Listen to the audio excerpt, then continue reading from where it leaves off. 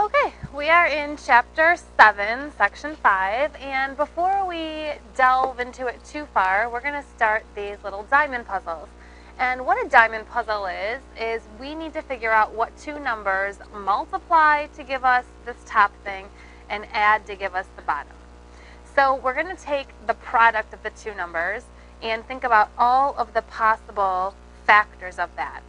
Now, if we're adding to get a positive, that means that our factors, the bigger one would be positive. So this would be like 14 times negative 1, 7 times negative 2. And we actually already have our answer because a positive 14 and a negative 1 adds to give 13.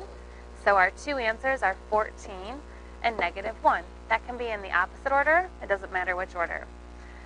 Okay, the next one, two numbers that multiply to give 12 and that add to give 8. So here's 12. Since it's a positive 12, we're just going to write out our factors of 12. 1 times 12, 2 times 6, 3 times 4. And which of these adds to give 8? 2 and 6. So 2 and 6 are our two answers in whichever order. Two numbers that multiply to give negative 24 and that add to give negative 5. This time the bigger number is going to be negative.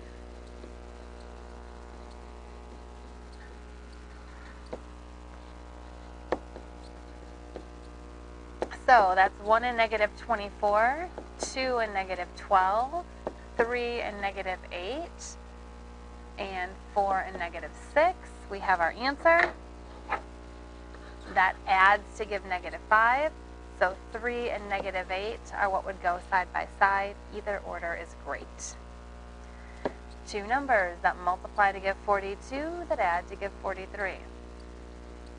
So if you think about your factors of 42, 42 and 1, we can actually stop right there because that adds to give 43. So 42 and 1 or 1 and 42. And we're just going to practice these so that when we get to factoring in the near future, it is easier. All right, a monomial is one term. So the number, any number is a monomial, like 5, that'd be a monomial. X, that'd be a monomial. 5x, that would be a monomial. That's multiplication. 3x squared, y, that would be a monomial. All of those are monomials, one term. Things that are not monomials is when you see an addition or a subtraction, like x squared plus x. That's actually a binomial because it has two terms, which we're going to get to in a minute. So if there's a plus or a minus, breaking it up, it breaks it up into different terms, unless you have like terms that you can put together. Like if you have 6x plus 3x, you would need to simplify that to 9x, and that is a monomial.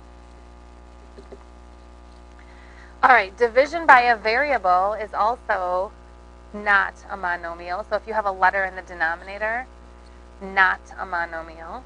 And if you have a negative exponent or a fraction of exponents, like x to the negative 3 or x to the 2/3, those are not monomials. So if you look at these, let's circle the monomials. That's a negative exponent, so that is not. Yes, yes. Binomial, that's two terms. Yes. Yes, because that's like a 1/2 x, and this is not because these are in the denominator.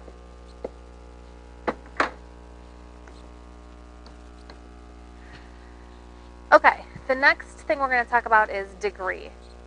So you're going to decide if something's a monomial, a binomial, a trinomial, and then you also need to figure out the degree. The degree typically helps figure out how many x-intercepts there are. So to find the degree, you look at your exponents. So this is a 2, and this is a 4, and you add them up for each individual term. So this is a 6th degree. In letter B, there's no letters, so it's kind of like an x to the 0. So this is a 0 degree. Okay? A y alone is like a y to the 1. So this is the first degree. And in this one, we're adding the 5 and the 1. So this is the 6th degree.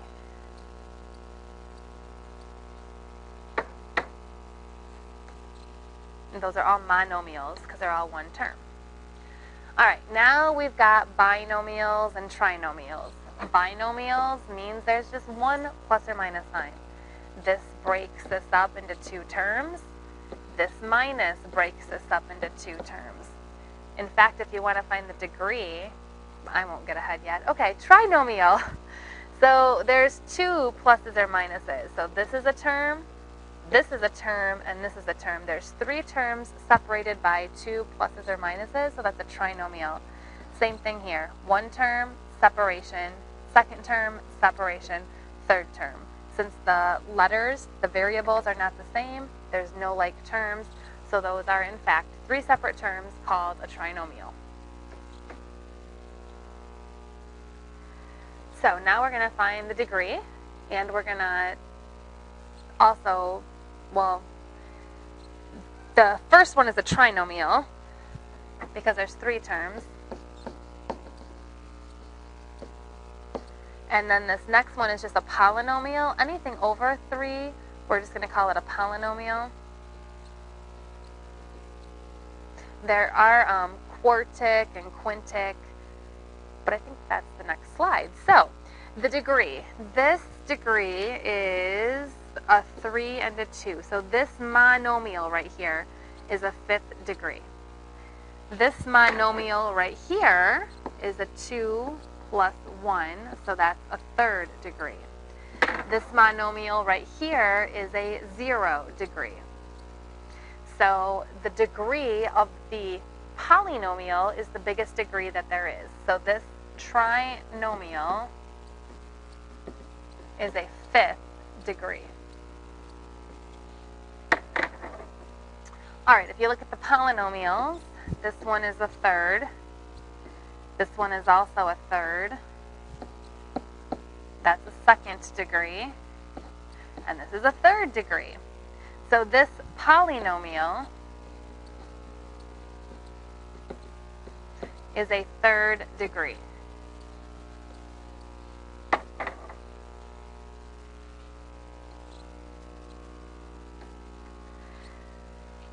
Now, typically, you look at the x variable and you put them in order with the x. So this is the biggest x exponent, so we're going to write that first. So that whole negative 11 x to the 4th goes first. The next biggest x exponent is the x cubed. So that's a positive x cubed y squared. The next biggest x exponent is the x squared. Don't lose that negative outside of the 4. Instead of making it a plus, you could just make it a minus. Next in line is the 7x. And last is the minus 3. So this is the proper order of this polynomial, which happens to be 5 terms.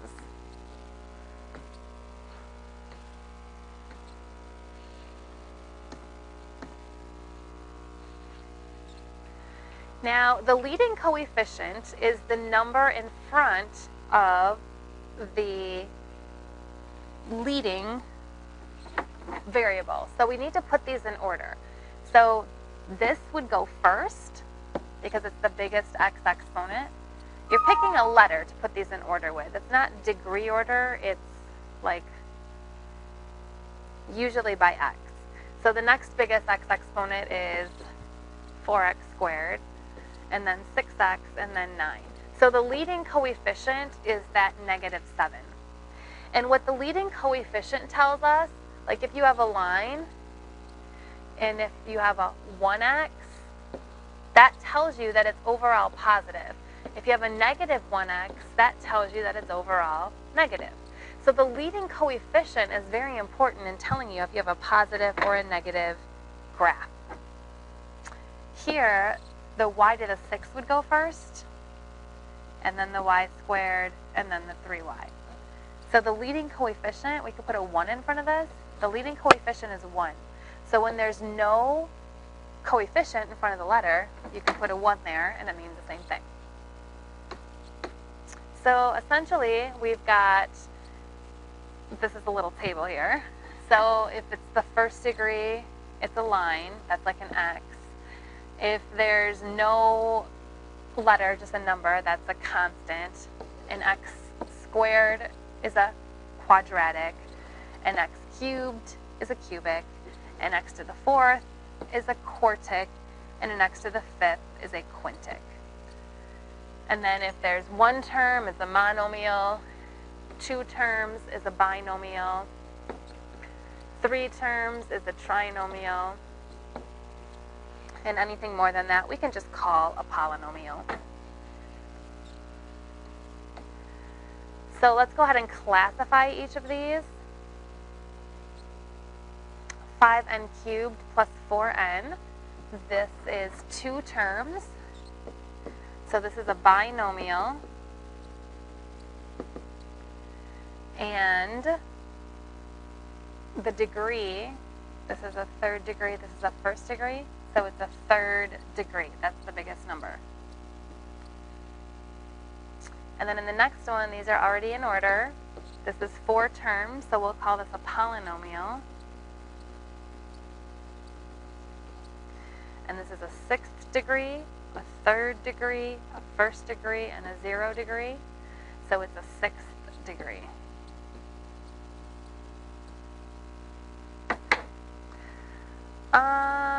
Just a little extra here.